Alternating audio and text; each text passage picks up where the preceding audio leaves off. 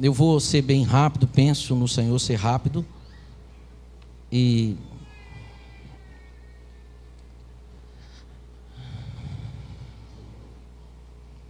entregar com fidelidade o que Deus mandou compartilhar com os irmãos. Salmo 121 diz como? Vamos juntos? Elevo os meus olhos para os montes, de onde me virá o socorro? O meu socorro, que fez os céus. Aleluia. Só o versículo 1 e o 2, só as mulheres agora. Leiam direto assim, vamos lá, 1, 2, 3. Elevo.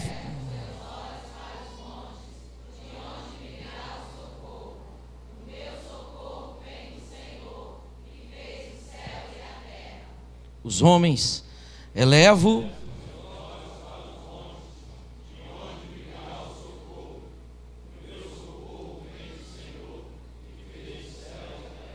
Esse salmo é um texto que a gente usa quando vai viajar. A gente faz essa oração, faz essa declaração. Isso mexe com o nosso emocional, nos energiza, nos dá esperança, fé.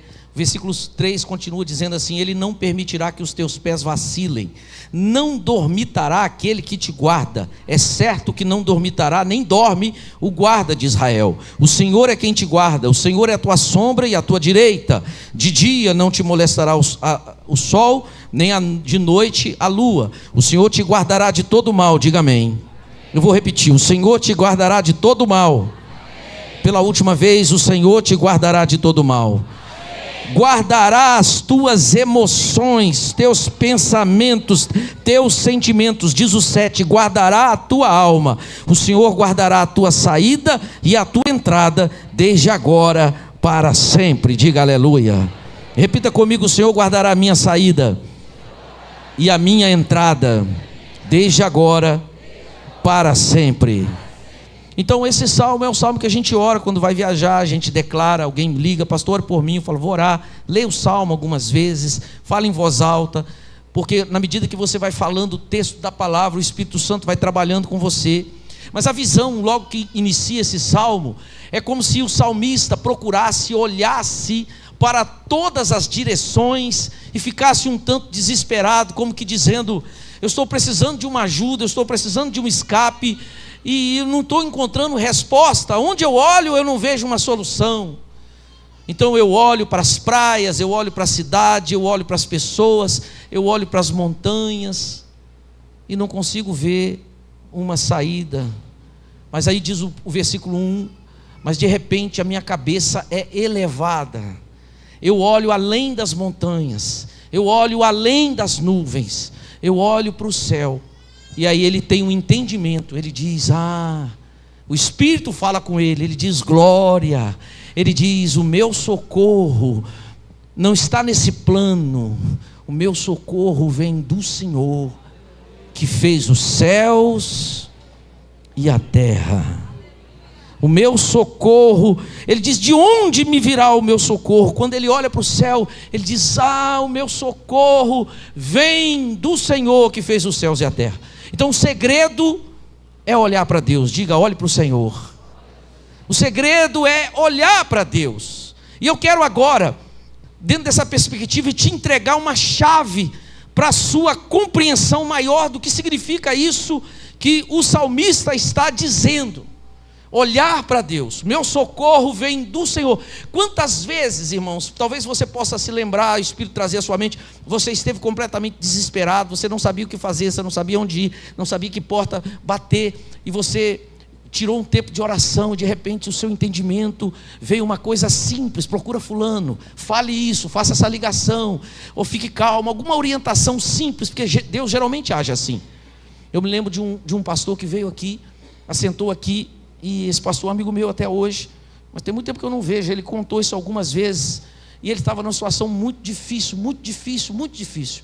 E na hora que a irmã que estava aqui fazendo dízimo e oferta falou: ô irmão, consagra um dízimo e oferta, vamos consagrar dízimos e ofertas. E o Espírito Santo falou com ele, falou: dê a sua oferta. Mas ele falou: pastor, eu estava numa situação tão difícil que o dinheiro que eu tinha era o dinheiro do ônibus para ir embora. Aquilo não representava nada, mas era tudo que eu tinha. E diz ele que entregou a oferta e foi embora para a Serra Dourada, a pé. Ele diz: eu fui aqui, pastor, a pé até lá. e fui para casa. Mas naquela semana, enquanto eu ia, alguma coisa aconteceu. Deus olhou para mim e minha vida mudou. E eu consegui olhar para Deus. Eu tive esse entendimento nessa atitude minha. Esse homem, ele estava aqui completamente desesperado, o salmista, dizendo: eu estou precisando de um socorro, eu estou precisando de um livramento, eu estou olhando para os montes, de onde me virá o socorro?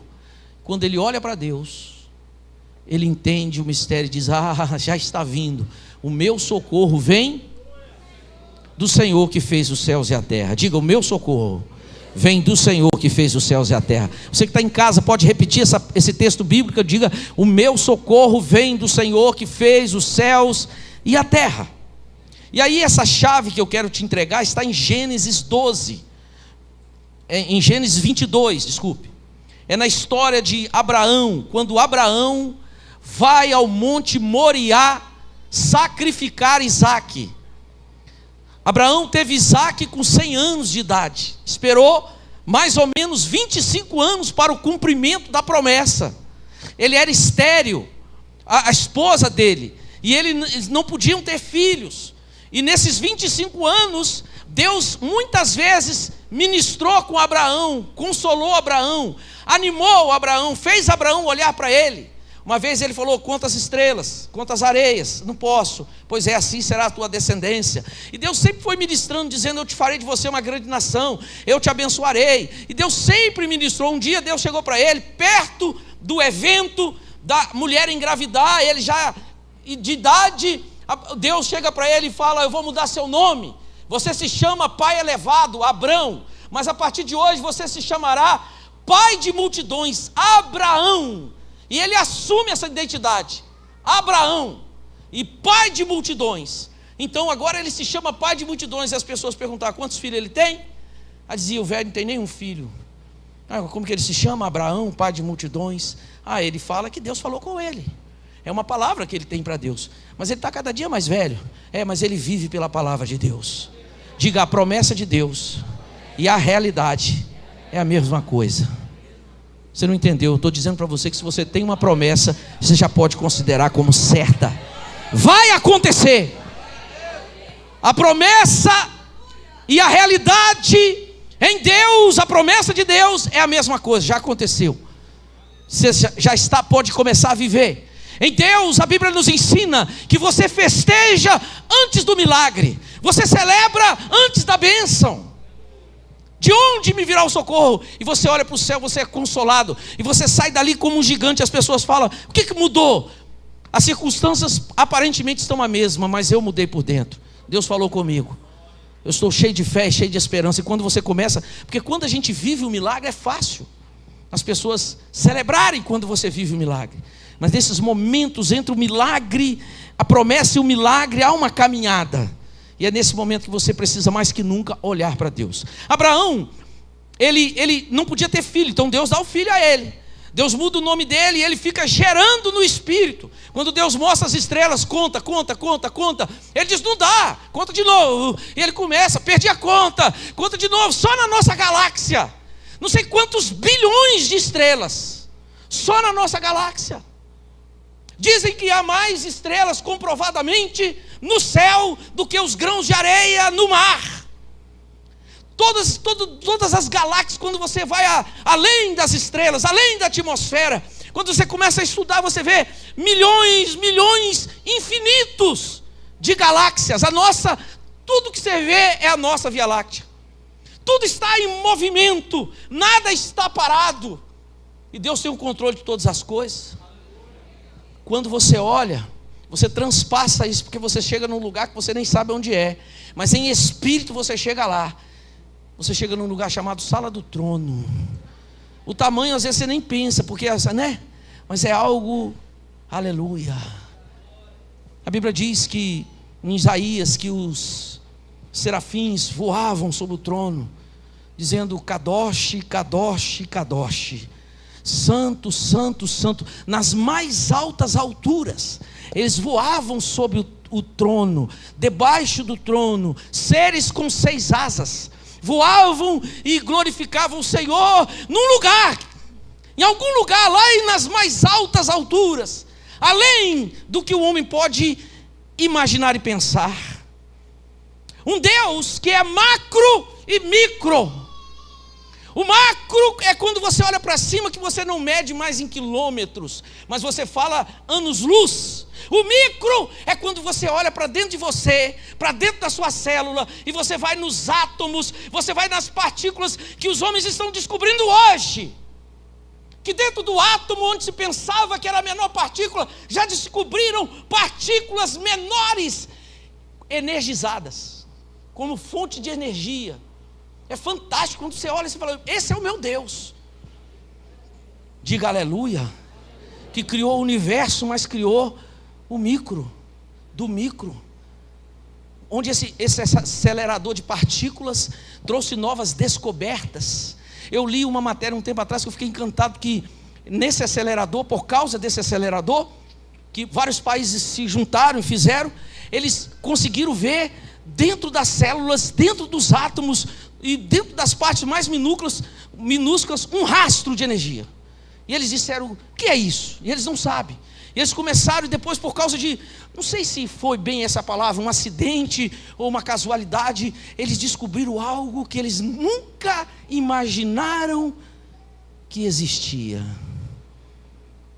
Você come, suas células recebem combustível, mas as células precisam de algo para as movimentar. E esse algo tem algo menor ainda, e dentro desse algo, talvez seja o DNA de Deus, que eles tenham contemplado dentro dos bilhões, trilhões de células que você tem. Todas têm informação, cada célula do seu corpo tem informação.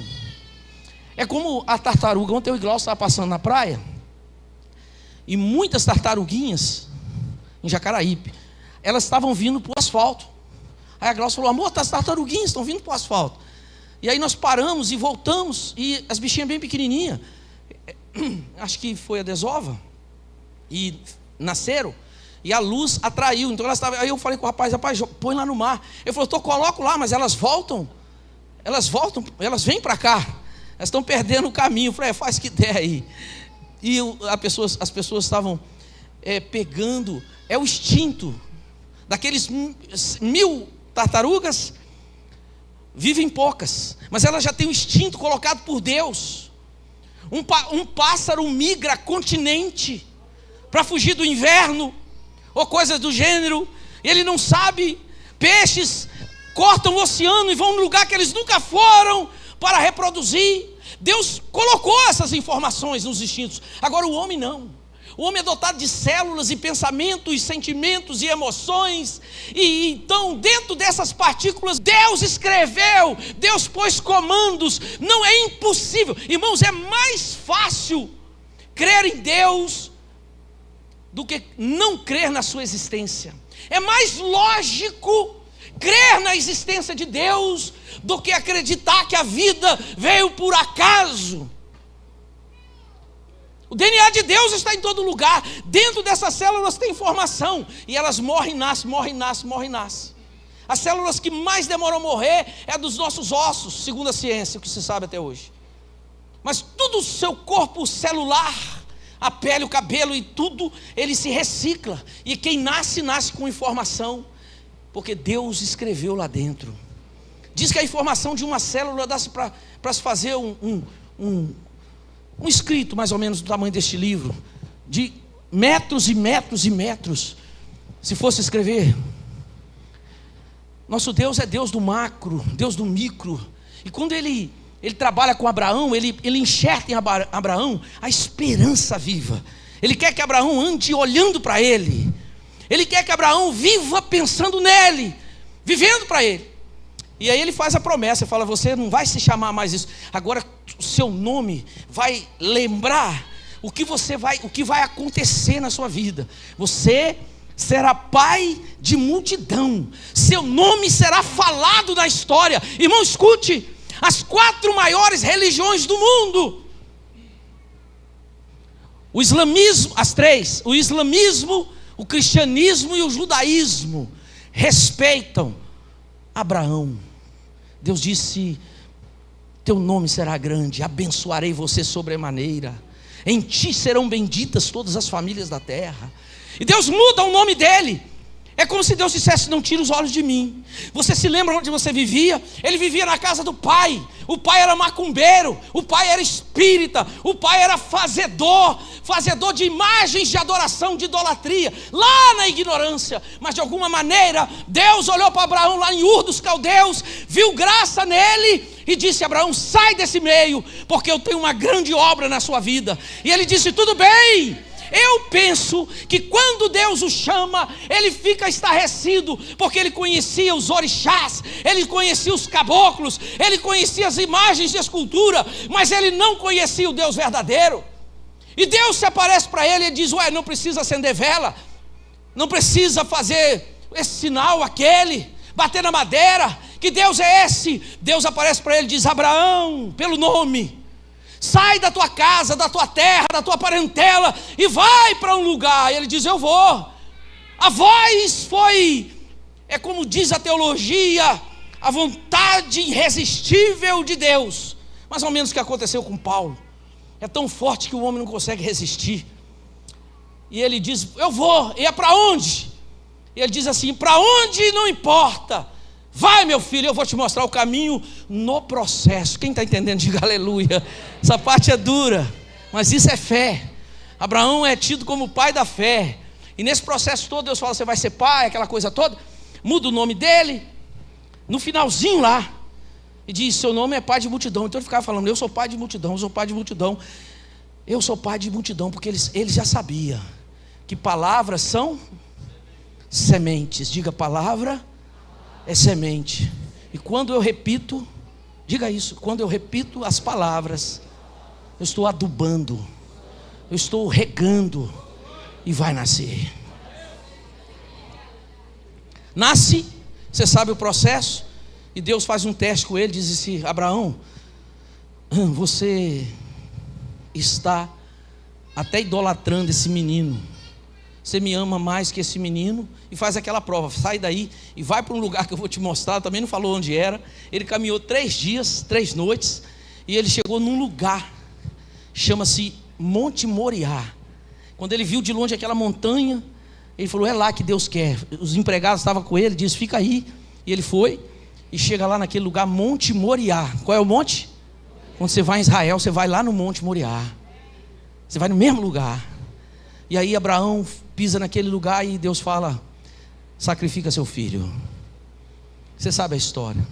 Ele pega Isaac. Isaac é um rapaz dócil, obediente, cheio de Deus, próspero, rico. A Bíblia diz que Deus o fez bilionário. Um homem, ele, rapaz, talvez ele, se ele saísse na mão com o pai ali, se ele medisse força, ele até ganhava. Mas ele respeitava tanto seu líder, seu pai, e o pai amarra ele e coloca ele naquele altar de pedra. No caminho, o menino fala: para onde nós vamos mesmo, pai? Ele falou: nós vamos fazer um sacrifício a Deus. Quando fala sacrifício na Bíblia é morte, e geralmente holocausto com fogo. Ele diz: tá bom, nós estamos levando a lenha aqui nas minhas costas, tem a faca na sua mão e o machado, mas cadê o animal? Ele falou assim: meu filho, Deus proverá. Escute isso aqui. Na transliteração se traduz Jeová Jireh. Tá bom? As versões da Bíblia, que tem tantas versões, elas são ótimas, elas são boas, elas não tiram, eu escrevi isso, o conceito, a essência da mensagem. Quando ela desverte, por exemplo assim, Jesus não se chamava Jesus. Aí como é que ele chamava? Yeshua. É verdade, Yeshua é o nome hebraico. Mas para transliterar, você precisa de sons, fonemas que façam sentido na nossa língua, ou na língua japonesa, na língua que for traduzida. Isso é a transliteração. Às vezes você escreve uma palavra hebraica com as letras hebraicas, mas aí você vai e da forma que você pronuncia, você escreve no português. Então, para você haver entendimento. Então existe isso. Eu estou falando isso porque tem uns grupos de pessoas que só querem fazer confusão.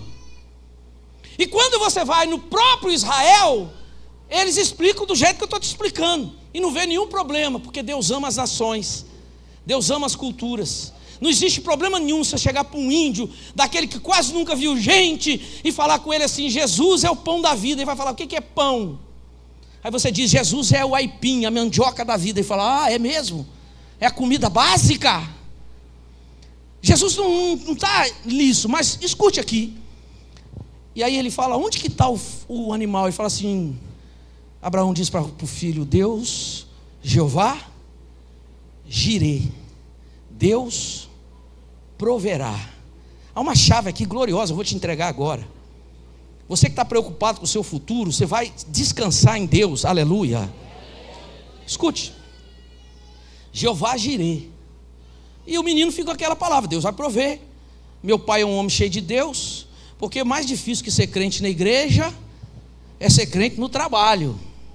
Mais difícil que ser crente no trabalho, eu acho que é na escola. Mais difícil que ser crente na escola, só tem um lugar, onde é? Em casa. Aleluia. Fala para o seu irmão: você é crente em casa?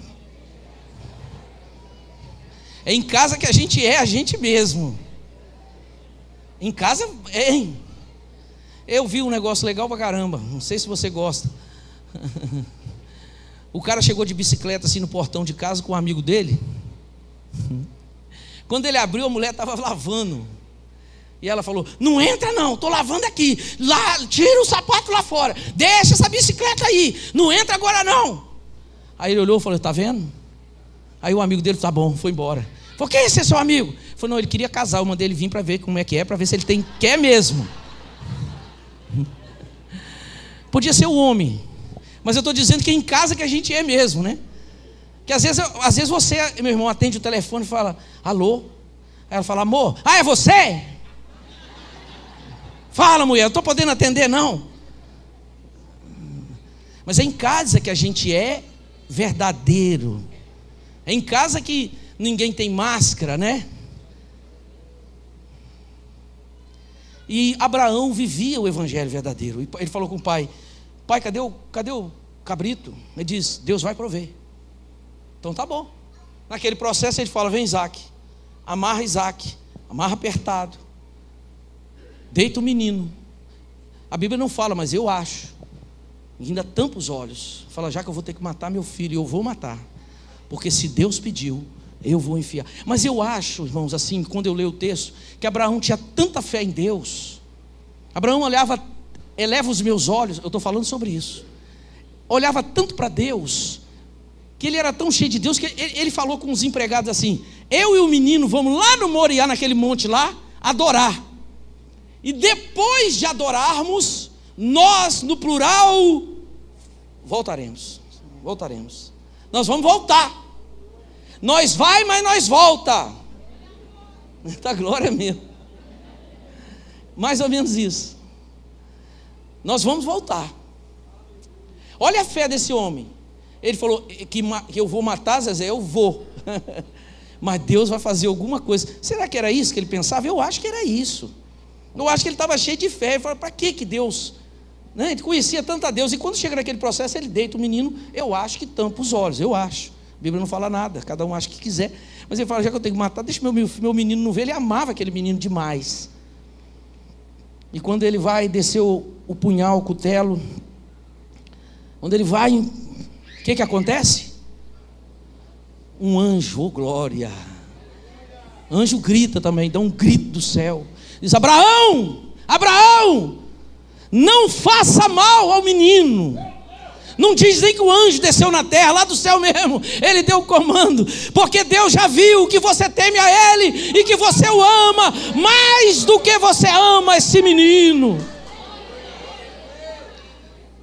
Quando ele diz, Deus vai prover, ele estava falando da parte de Deus, porque ele não sabia, que milhares de anos depois, naquele mesmo lugar, Jesus se manifestaria como o Cordeiro de Deus, que tira o pecado do mundo. O mesmo lugar que Jesus morreu, Deus estava marcando o território. Deus não faz nada por acaso. Você não está entendendo a história na sua vida, mas Deus está agindo em você. Nós não estamos entendendo o que está acontecendo no Brasil, mas Deus está agindo nessa terra.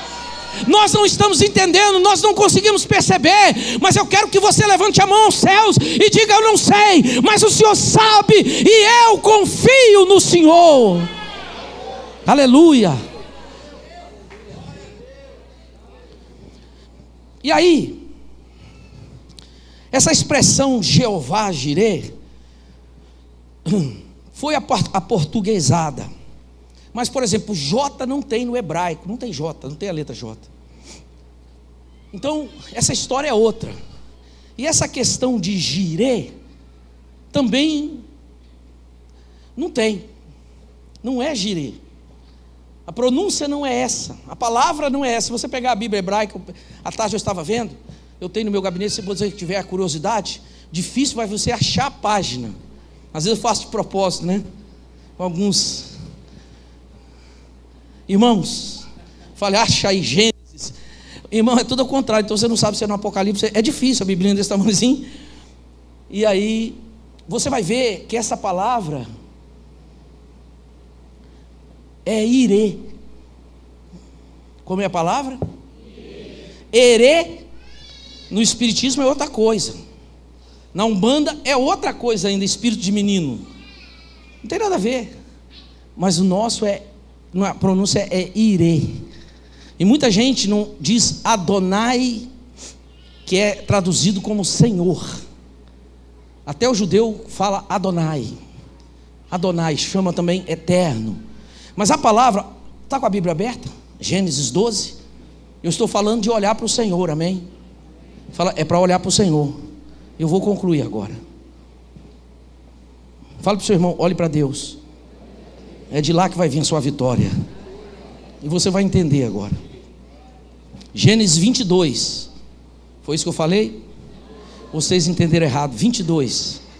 Eu já falei 22 várias vezes. Eu botei o 12 só porque começa a história de Abraão no capítulo 12. Eu não confundi.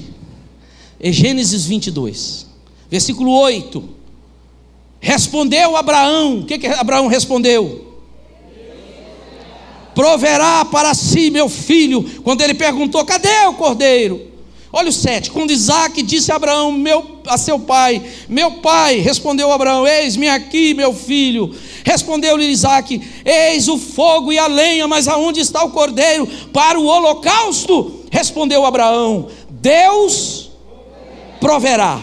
Essa palavra proverá, pode marcar na sua Bíblia, é Irê. Versículo 12, é a mesma palavra. Então lhe disse, não estendas a mão, o anjo falando, sobre o rapaz, e nada lhe faças, pois agora sei que temes a Deus, porquanto não me negastes o filho, teu único filho. Essa palavra temer, temes, é Irê, Y-R-E-H, pode escrever assim, transliterado. Irê, fala Irê. Fala, não é prover, é muito mais que isso. Aqui no 12, quando ele fala de temer, ele usa a mesma palavra Irê.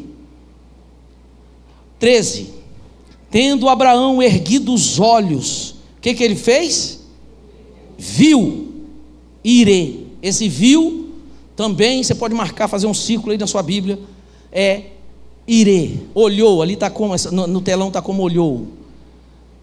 E então levantou Abraão seus olhos e olhou. Esse olhou é Irê. E eis um carneiro detrás dele, travado pelas suas pontas no manto. E foi Abraão e tomou o carneiro e ofereceu em holocausto em lugar de seu filho. Versículo 14. Quem está entendendo, diga aleluia. E pôs Abraão o nome daquele lugar. Você pode depois dizer Jeová Jireh, não tem problema nenhum, que Deus já sabe o que você está dizendo.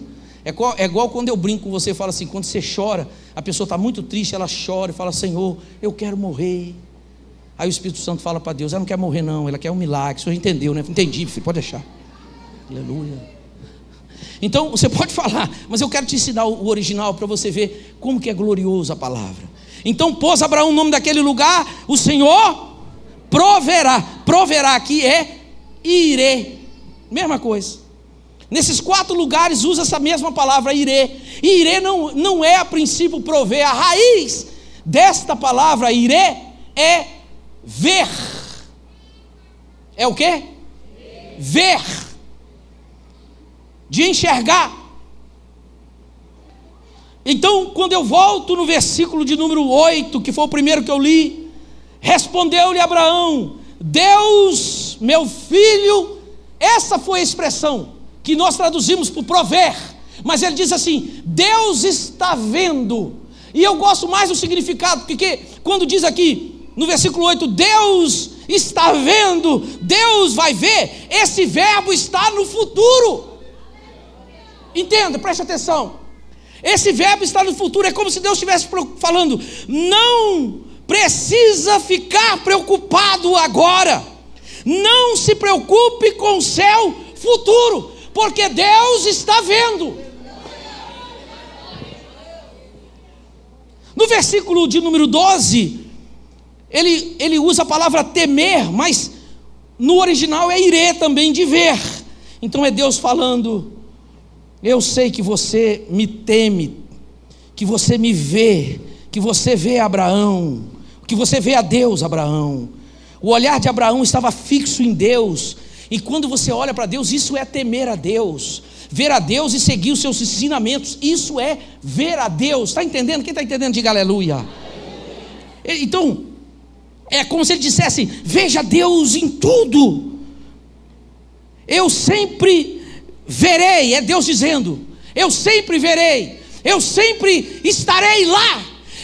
E tem uma frase que eu escrevi, que diz assim, que Deus já está, traduzido nessas versões, Deus já está no seu futuro, com tudo preparado, aleluia. Eu e você só perdemos a bênção se fugirmos da rota, mas se andarmos com os olhos em Deus, então nós vamos seguir. Lembra de Pedro? Ele diz: é o Senhor. Aí alguém disse: não, é um fantasma. Eles estavam em alto mar, num barco, uma tempestade muito grande. De repente, vem andando no mar da Galileia, um mar de água doce, um homem por sobre as águas. E eles olham, não enxergam direito, e alguém diz: é um fantasma. E Jesus diz: que fantasma? Sou eu. Tem nenhum fantasma aqui. Pare de ver fantasma onde não tem. É como se Jesus falasse: pare de procurar chifre na cabeça de cavalo, descomplica o negócio, tira um pouco da burocracia. Evangelho é simples. Fica inventando moda, correndo atrás de coisas mirabolantes. Evangelho é simples, aleluia. Você só consegue me ver através da Bíblia, e não tem conversa. É através da palavra. Se não ler, não vai conhecer a Deus, não vai olhar para Deus. E aí Pedro diz: é o Senhor mesmo? Ele diz: claro que sou, Pedro, estou te dizendo. Então, se é o Senhor, manda eu ir sobre as águas ao seu encontro. E Jesus fala o quê? Vem, filho, pode vir. Aleluia, pode vir. Eu contei essa história, está no livro Quarta Dimensão, do Paul Yang-Shu. Por uns anos, a igreja na Coreia do Sul foram as maiores igrejas do mundo, congregações com 1 milhão de membros. 500 mil membros é congregação, é pequena. Ele conta que quando começou o avivamento na igreja, Deus começou a fazer uma revolução. E a Coreia do Sul era um país paupérrimo, era igual a Venezuela, não podia passar um cachorrinho vira-lata na rua, a multidão corria atrás para... Ele conta, na Coreia comia-se carne de cachorro. E coitado, né? Ele conta que quando começou aquele avivamento, 4 jovens cheias do Espírito Santo, porque a pessoa pode ser cheia do Espírito Santo e não ter discernimento, ou não ter sabedoria. Quando foram levantar os diáconos, disseram: vamos levantar aqui 7 homens cheios de sabedoria, de bom testemunho, mas também cheios de fé do Espírito Santo. Mas tem que ter sabedoria. Quem está entendendo, diga aleluia. Se a sua mulher estiver do seu lado, o seu marido, fala: sabedoria para falar, sabedoria para ficar quieto. Aleluia, sabedoria. Aí Paul Yang-Shu conta, ele conta que essas 4 jovens cheias do Espírito Santo estavam tendo uma grande enchente na Coreia, e elas chegaram na beirada de um rio, o rio estava transbordando, e elas disseram: jovem, coisa de jovem, se Pedro andou sobre as águas, nós também vamos andar. Vocês têm fé? Tem fé, irmão? Tem. Tem fé, irmão? Tem. Então nós vamos andar. E morreram afogados. Todas 4.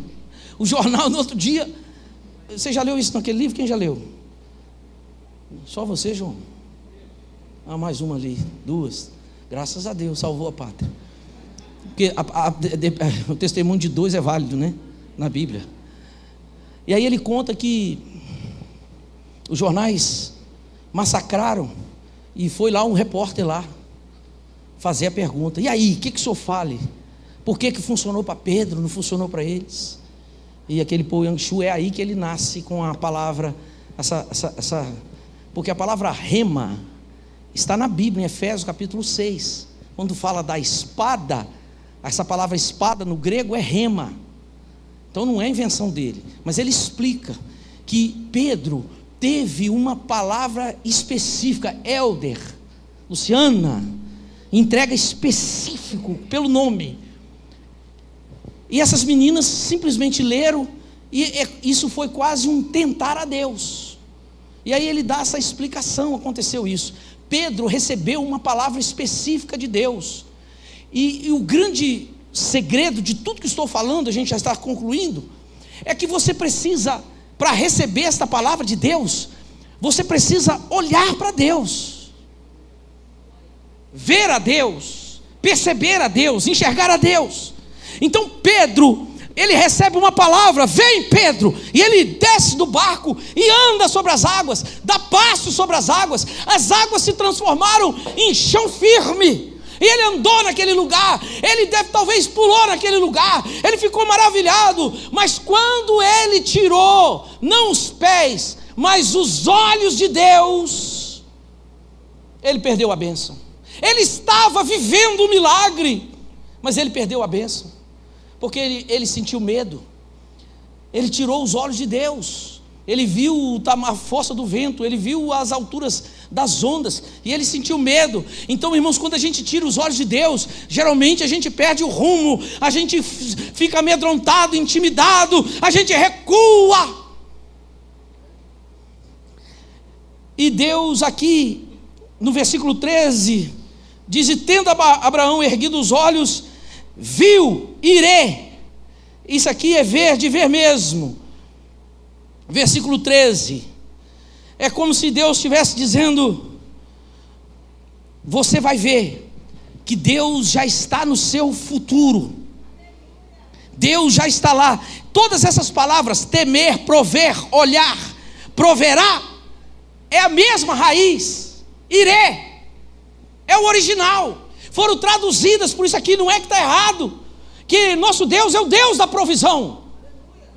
O primeiro milagre dele foi mostrar que ele é o Deus da provisão, da multiplicação, transformar água em vinho, lá em Canaã, quando ele começa o ministério dele. O único milagre que está registrado nos 4 evangelhos é o milagre da multiplicação dos peixes e dos pães, e Deus está dizendo com isso: eu sou o Deus da multiplicação. Quem está entendendo, diga aleluia. Todos esses textos, a expressão é irê no original, que significa ver. E João 15, versículo 5, coloque na tela. João 15 diz que se permanecerdes em mim e tal, nós vamos dar frutos. João 15, 15, põe na tela para mim, Juliano. João 15, 5. 15, 5. Eu sou, vamos ler juntos, 1, 2, 3. Eu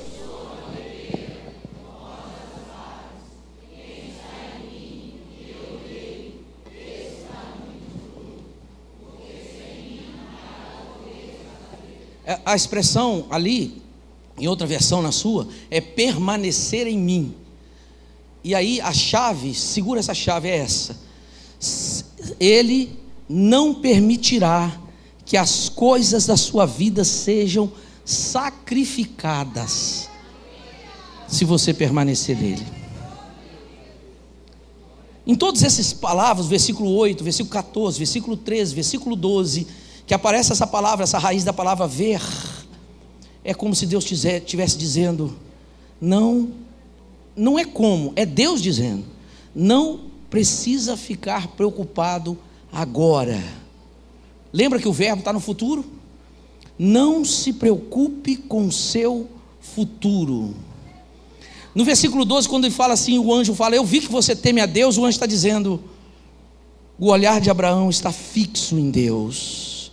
É como se dissesse assim, rapaz, Deus está vendo lá na frente, Deus já tem tudo esquematizado, não é que você é robô, e que Deus escolhe para você, não, Ele dá as opções. Diz a Bíblia nos Salmos que os celeiros de Deus estão lotados das bênçãos do Senhor para nós, mas eu imagino que há muita bênção lá que você não reivindicou.